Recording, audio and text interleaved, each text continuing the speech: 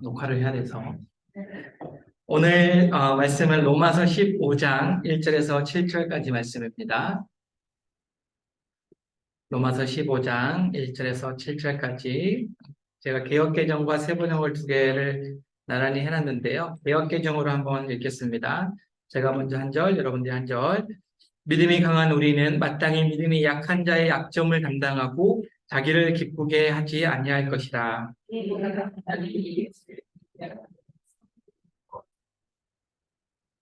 그리스도께서도 자기를 기쁘게 하지 아니하셨나니 기록된 바 주를 비방하는 자들의 비방이 내게 미쳤나이다 함과 같으니라.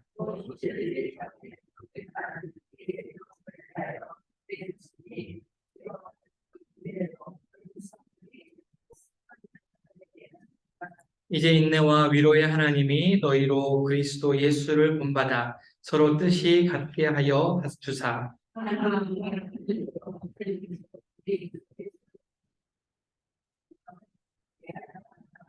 함께 읽겠습니다. 그러므로 그리스도께서 우리를 받아 하나님께 영광을 돌리신과 같이 너희도 서로 받으라.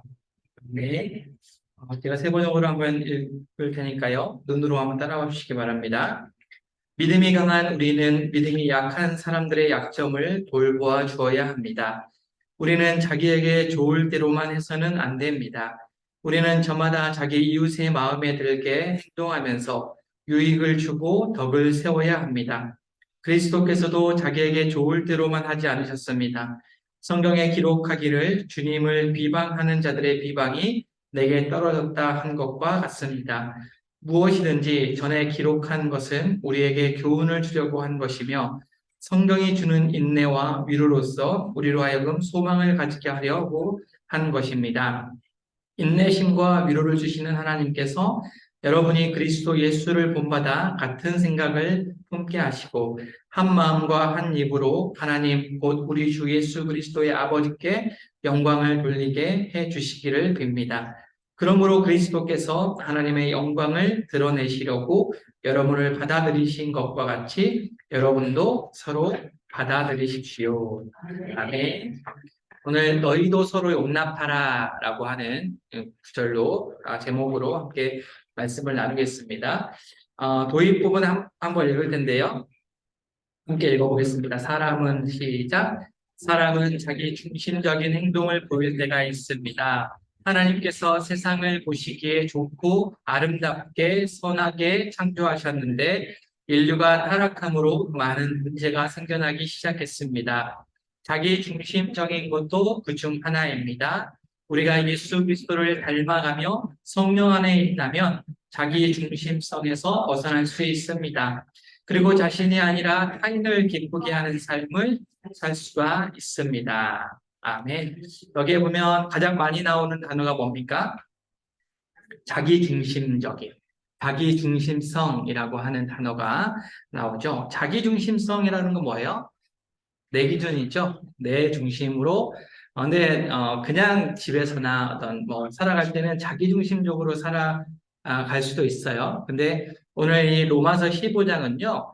로마서 14장과 15장이 이어지는데 어떤 말씀이냐면 믿음이 연약한 자들을 위한 먼저 믿은 사람들이 어떻게 해야 되는가에 대한 그 교훈이에요.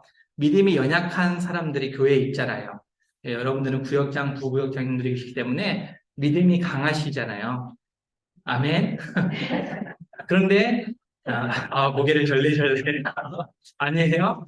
그래도 뭐 하나님 보시기에 도토리 키재기라도 그래도 연륜이 있고 신앙의 연륜이 있고 또 깊이가 있으시니까 이제 막 믿음을 시작한 사람들이 있어요. 새가족도 있고 또 구역원들 안에도 보면 그래도 조금 좀 필요한 돌봄이 필요한 분들이 계시잖아요. 그런 분들을 상대할 때 어떻게 해야 되는가에 대한 말씀이 로마서 14장, 15장에 있는 말씀입니다. 그런데 그분들을 상대할 때 똑같이 그분들은 어떻게 우리를 상대합니까? 자기 중심적으로 말을 해요. 자기 중심적으로 우리를 대한다고요. 자기가 원해야 되는 거, 자기가 원하는 대로 해달라. 어떤 생각들은 오면은 교회가 나한테 이럴 수가 있느냐? 뭐 이러면서 예배하는데 나한테 이럴 수가 나를 이렇게 천대할 수 있느냐? 이렇게 하는 분들이 있어요. 그래서 이 교회 안 되겠다. X 다른 교회 가고 자기한테 잘해주는 교회를 가려고 하는 거죠. 그러니까 예배 신앙생활을 자기중심적으로 생각하는 사람들이라는 거예요. 그런데 성경은 자기중심적이지 않죠. 예. 여러분, sin이라고 하는 죄라고, sin이라고 하는 단어, 제가 예전에 뭐 청년 설교 때 한번 하는 것 같은데, sin의 가운데 i가 있어요. 죄라고 하는 거는요, 가운데 I, 내 중심의 주인이 내가 되는 순간 죄가 되는 거예요. 이게 뭐 비유적인 말씀이지만, 내가 중심이 되면 그게 곧 죄로 될 가능성이 많다는, 자기 중심적인 게 하나님 앞에서 죄다라는 거예요. 여러분 성경을 읽을 때 지난주에 어떤 집사님이 저한테 그 유명하신 스님 있으시죠? 재밌고 법륜 스님, 네, 법륜 스님이 막 이렇게 예, 막 하잖아요. 성경을 가지고 막 이렇게 얘기를 하는데 뭘 하나 보내주셔가지고 이게 세상적으로는 맞는 말인데 뭔가 성경을 가지고 막 가르치는데 뭔가 이게 불편한 거예요. 그래서 뭐가 불편한지 알려달래요. 그래서 보니까 마태복음 5장의 말씀을 가지고 오리를 가면 심리를 더 가라라고 하는 말씀을 가지고 내가 먼저 심리 가게 해야 된다. 내가 먼저 심리 가겠다고 해야 된다. 그래야 내가 저 사람한테 갑이 된다. 맞는 말이죠? 그런 말씀으로 그 법륜 스님이 그 말씀을 푼 거예요. 예, 그러니까 그 말씀은 뭐로 푼 겁니까? 누구 중심적으로 푼 거예요? 내 중심이죠. 내가 저 사람보다 더 앞서기 위해서 그러니까 뭐 내가 심리 가줄게 이렇게 먼저 말하면 저 사람한테 내가 지는 게 아니다. 저 사람한테 내가 갑으로 산다. 이렇게 얘기하는 거죠. 그런데 성경은 절대 그렇게 해석하면 안 되는 겁니다. 여러분 성경을 어떻게 해석해야 돼요? 여러분 성경을 읽을 때 어떤 마음으로 읽어야 됩니까? 하나님 말씀인데 하나님 말씀은 어떻게 읽어야 되는 거예요? 내 중심적으로 읽어야 돼요? 하나님 중심적으로 읽어야 돼요? 하나님 중심적으로 읽는다는 게 뭐냐? 근데 많은 사람들이 성경을 읽을 때 내 중심적으로 읽어요. 믿는다고 하는 사람들도 내 중심적으로 읽습니다. 그래서 성경을 자기 개발서로 착각하는 사람들이 있어요. 뭔가 내 삶의 어떤 도덕적이고 윤리적인 어떤 경지에 이르기 위해서 성경을 읽는 사람이 있단 말이에요. 아니라는 거예요. 성경은 절대 윤리책도 아니고 도덕책도 아닙니다. 누구를 드러내시기 위한 책이다? 하나님을 드러내긴 책이고 궁극적으로 예수 그리스도를 드러내는 책이죠. 그래서 누가복음에 제가 자주 인용하는 성경을 가르칠 때 꼭 인용하는 말씀이긴 하지만 누가복음 10장에 보니까 어떤 율법교사가 예수님을 시험하여 이르되 25절이에요. 10장 25절. 선생님, 내가 무엇을 하여 영생을 얻으리까? 예수님이 물어보시죠. 율법에 무엇이라 기록되었으며. 그러니까 이 율법은 성경을 가리키는 거예요. 그 당시에 성경, 구약 성경, 신약 성경 때는 신약 때는 아직 신약 성경이 없으니까 율법이라고 하는 건 구약 성경인데 성경을 읽을 때 어떻게 읽어야 됩니까? 27절에 어떻게 읽어야 된대요? 마음을 다하며 목숨을 다하고 힘을 다하며 뜻을 다하여 주 너의 하나님을 사랑하고 성경을 읽으니까 창세기를 읽고 출애굽기를 읽고 레위기를 읽으니까 이거 하나님 사랑하라는 이야기구나로 읽으시면 잘 읽었다는 거고 그 다음에 내 자신을 내 이웃을 내 자신같이 사랑하라.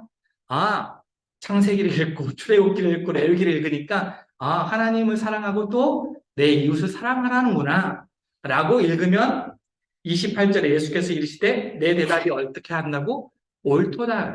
예수님이 너 참 성경 잘 읽고 있다. 이렇게 얘기하시는 거예요. 그런데 그렇게 머리로만 읽지 말고 어떻게 하라고? 이를 행하라. 그러면 너가 살 것이다. 이렇게 얘기하시거든요. 그러니까 여러분이 어느 성경책을 읽든지 신학이든 구약이든 어느 성경책을 읽든지 내 중심적으로 읽지 마시고 나는 하나님 중심으로 하나님을 사랑하고 또 하나님이 원하시는 이웃 사랑하는 그런 방법으로 읽으시는 것이 중요하다라는 겁니다. 그래서 자기 중심적일 때는요 절대 다른 사람이 보이지가 않아요. 신앙생활에도 그렇다라는 겁니다. 첫 번째, 연약한 자의 약점을 감당합시다라고 했는데 바울이 이제 1절에 성도의 정체성에 대해서 이야기를 하죠. 로마서 14장 1절에 믿음이 약한 자의 약점을 마땅히 담당하고 자기를 기쁘게 하지 않는 자라고 성도는 이런 사람이어야 된다. 먼저 믿은 사람은 이런 사람이어야 된다라고 하는데 여기서 밑줄을 그어봅시다. 마땅히 담당하고 마땅이라는 단어. 마땅히 담당하고라고 하는 이 표현은요, 원문으로 보면은 무슨 표현이냐면 마땅히 갚아야 할 빚이 있다라는 거예요. 믿는 사람은, 믿는 우리는 마땅히 갚아야 할 빚이 있다라는 거예요. 여러분 빚 있습니까? 이 빚 말고 빚 있어요? 갚아야 할 빚 있어요? 카드값 있으십니까? 많죠. 우리는 빚으로 살아가는 사람이 세상의 빚이잖아요, 우리는. 그런데 여기서 말하는 빚은 어떤 빚입니까? 로마서 13장 한번 찾아보겠어요? 로마서 13장 8절. 로마서 13장 8절.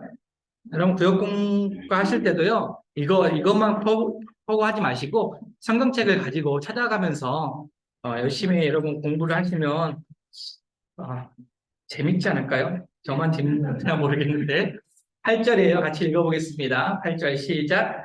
피차 사랑의 빚 외에는 아무에게든지 아무 빚도 바치지 말라. 남을 사랑하는 자는 율법을 다 이루었느니라. 하나님 말씀에 카드빚 빚지지 말아라. 이런 말씀 없으시고 어떤 빚만 져라? 사랑의 빚만 져라 라고 되어 있습니다. 여러분, 우리는 사랑의 빚을 진 사람들이죠. 누구에게 사랑의 빚을 졌습니까? 하나님으로부터, 예수 그리스도로부터 빚진 사람이에요. 그래서 우리 주기도문 할 때 주기도문에 빚이라는 단어가 나오는 거 아세요? 우리 번역에서는 안 나오지만 너희 죄를 사하여 준 것 같이 그 죄라고 하는 단어가요. 원래 원문에는 빚이에요. 빚을 진 것처럼 그렇게 그 빚진 자, 우리는 빚진 자라는 거예요. 그래서 마태복음 18장에 보면은 만 달란트 빚진 자의 비유가 나오죠. 그리고 천 달란트 빚진 자, 이런 빚진 자의 비유가 나오잖아요. 우리는 하나님으로부터 만 달란트 빚진 자예요. 만 달란트가 어떤 값인지는 아시죠? 약 20년 동안 쇠가 빠지게 벌어도 못 모으는 돈이 만 달란트. 예.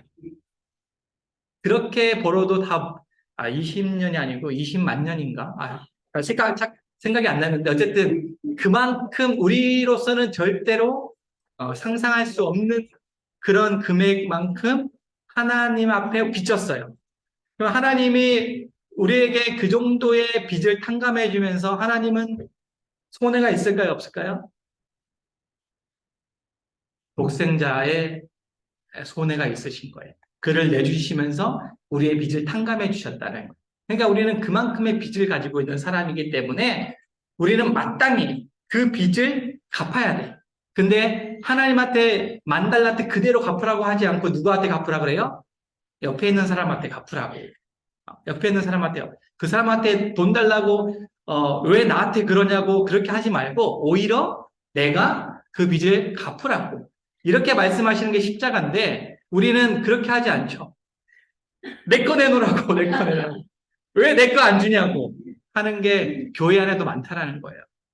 그리스도인은 그렇게 살면 안 된다는 거예요. 여러분 가지고 있는 빚 갚으면서 사세요. 안 그러면 연체되면요, 골치 아픕니다. 이자가 너무 많아지면 골치 아프죠? 여기 양육강식의 세상에서는요, 상대방의 약점을요, 그 가지고 어떻게든 이겨먹으려고 하죠. 제가 배드민턴을 좋아하고 치는데, 요즘에는 오른손이 아파가지고 왼손으로 레슨을 받고 있어요. 왼손으로 치려고. 그만큼 이제, 하여튼, 안전하게 칠 때 걱정하지 마시고. 근데 배드민턴을 이기려면 어떻게 해야 됩니까? 무슨 배드민턴 말고 모든 경기든 이기려면 어떻게 해야 돼요? 어떻게 해야 됩니까? 배드민턴의 고수이신께서 어떻게 해야 됩니까? 상대방의 약점을 알아야 돼요.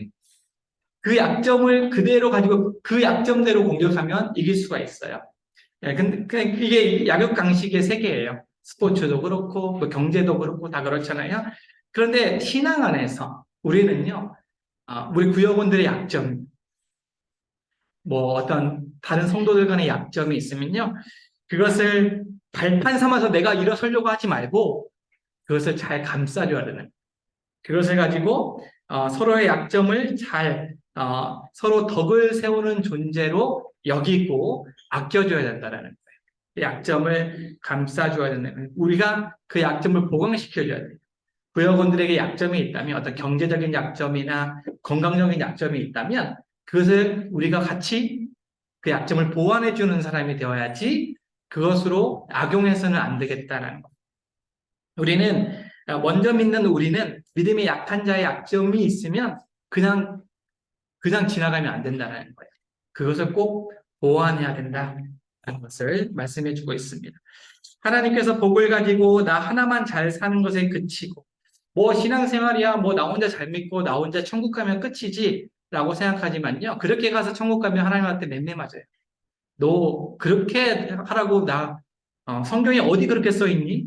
어디 내가 그렇게 가르쳤니? 이렇게 하면서 혼날 수 있다는 거예요. 10분간 손 들고 서 있을 수도 있어요. 그러니까 그 10분이면 감사한 거예요. 한 1000년 동안. 네, 그러니까 나 하나만 잘 사는 게 그치지 않고 받은 복을 부지런히 나눠주라는 거예요. 사도행전에 보면 복음서에 나오지 않는 예수님의 말씀이 있습니다. 복음서와는 다르게 사도행전에만 나오는 주님의 말씀이 있습니다. 유명한 말씀, 주는 것이 받는 것보다 복이 있다. 사도행전 20장 35절인데요. 한번 읽겠습니다. 범사에 여러분에게 모범을 보여준 것과 같이 수고하여 약한 사람을 돕고 또 주 예수께서 친히 말씀하신 바 같이 주는 것이 받는 것보다 복이 있다 하심을 기억하여야 할지니라. 네, 주님도 이렇게 말씀하셨어요. 주는 것이 받는 것보다 복이 있다라고 말씀합니다. 여러분 많이 퍼주시길 바랍니다. 아이러니하게 오늘 주일 목사님 말씀과 일치하죠. 지금 여러분 반복해서 듣는 거예요. 같은 말씀을 반복해서 여러분에게 주시는 하나님의 말씀을 이렇게 읽게 하시는 게 메시지가 있을 거라고 생각합니다. 여러분 혹 주는 거에 조금 소홀하신 분이 있다면, 우리 구역원들에게 베푸는 거에 대해서 조금 소홀하신 분이 있다면 이참에 이 말씀 믿어버리십시오. 주는 것이 받는 것보다 복이 있다. 아예 믿어버려. 인을 탁 받고 난 그런 삶 살아야겠다. 이렇게 생각하시기 바랍니다. 예수님도 자기 십자가를 지고 지셨어요. 예수님은 하나님이신데 다 쓸어버리고 그냥 나를 믿으면 구원하겠다 할 수 있는데 철저하게 십자가를 지신 분이 예수님이시다라는 거예요. 그래서 두 번째 그 예수님을 닮아갑시다라는 거예요. 로마서는 배경이 핍박받고 있는 초대교회, 고난 가운데 있는 초대교회에게 말씀하고 있는 겁니다. 그들에게 필요한 건 소망, 위로. 그래서 하나님이 인내하시고 위로의 하나님이시다. 언제까지 고난을 받아야 되고 언제까지 핍박받아야 됩니까? 언제까지 이렇게 어렵게 살아야 됩니까? 인내함으로 또 위로하는 하나님 앞에 서 있어야 된다는 거예요. 그래서 여기 보면 말씀해 보니까요. 4절에 무엇이든지 전에 기록된 바 하나님 말씀이죠. 성경은 우리에게 교훈을 주기 위해서 성경이 주는 인내와 위로로서 이겨야 된다라는 거예요. 우리가 왜 말씀을 계속해서 봐야 되는가? 그 길이 말씀 가운데 있기 때문이다라는 겁니다. 그래서 말씀 가운데 예수님을 만나면 우리는 예수님을 닮아가는 삶을 살아갈 수 있다라고 말씀하고 있습니다. 그래서 밑에 보면 읽어보면요. 주님이 죽기까지 하나님께 순종함으로 하나님과 연합하셨듯이 우리도 하나님과 연합하고 성도들과 한 마음을 품고 강한 자나 약한 자나 서로를 용납할 때 예수님을 닮아갈 것입니다. 모르는 사람, 상대방에 대해서 잘 모르면요, 오해하기가 쉽습니다.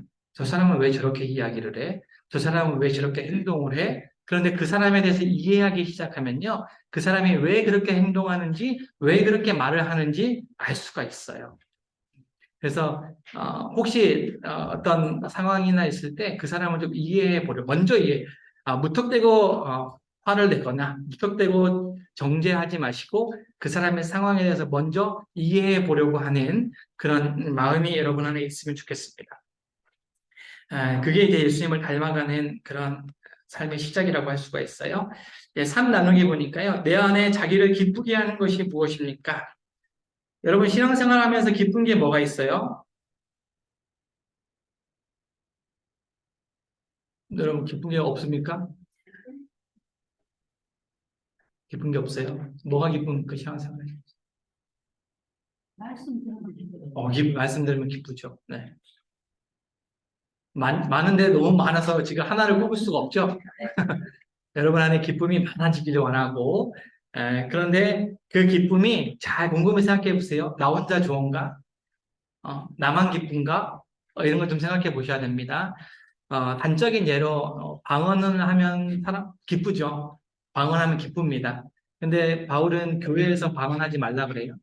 회중에서 교회라고 하는 말이 아니고 회중 여러 사람이 모인 곳에서 방언하지 말아라. 왜요?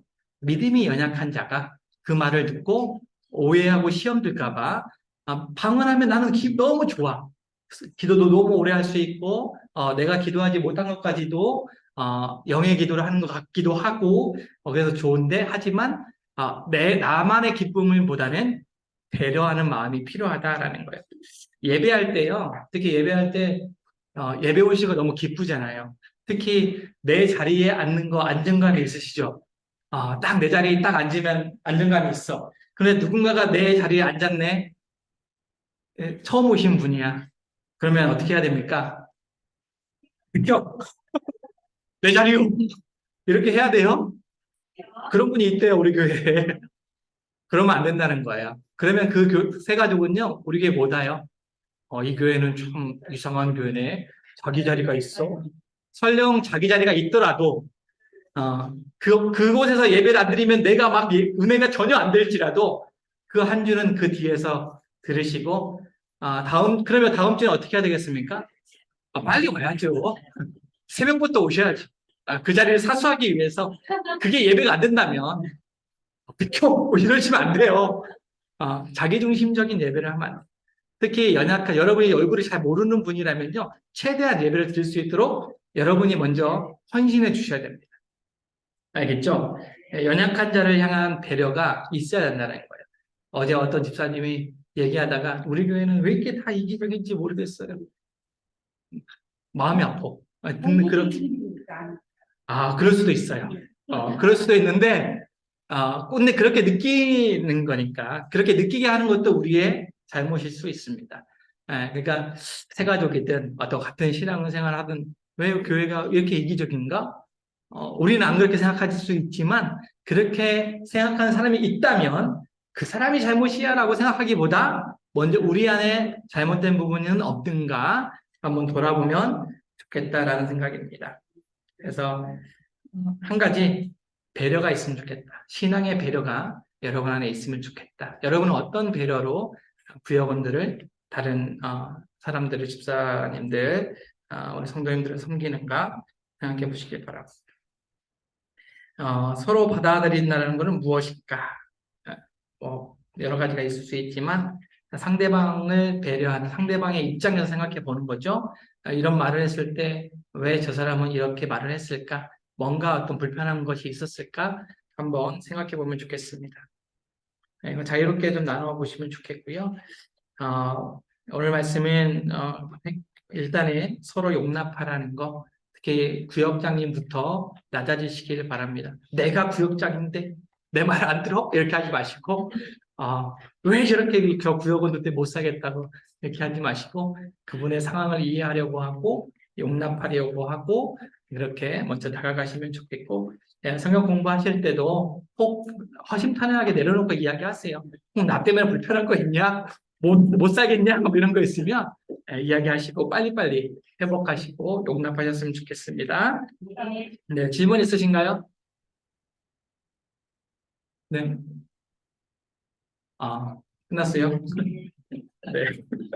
그래, 결단의 기도 같이 하고 마치겠습니다. 전능하신 하나님, 나만 생각하고 나 자신만 기쁘게 했던 것을 용서하소서. 나의 기쁨을 위해 붙잡고 있던 것들을 과감히 포기하게 하소서. 약한 자의 약점을 담당하게 하시고 어려움이 있을 때 말씀으로 인내하며 소망으로 승리하게 하소서. 예수님의 이름으로 기도합니다. 아멘. 수고하셨습니다.